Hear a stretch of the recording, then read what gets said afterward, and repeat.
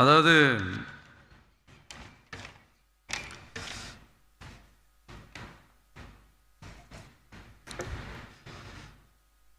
இதை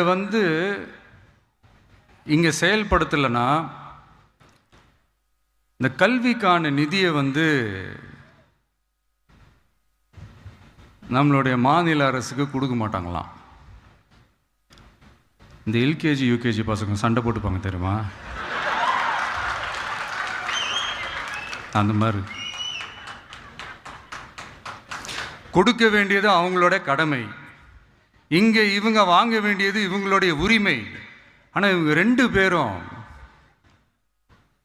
இங்கே எவ்வளோ சீரியஸாக ஒரு பிரச்சனை ஓடிக்கிட்டு இருக்கு.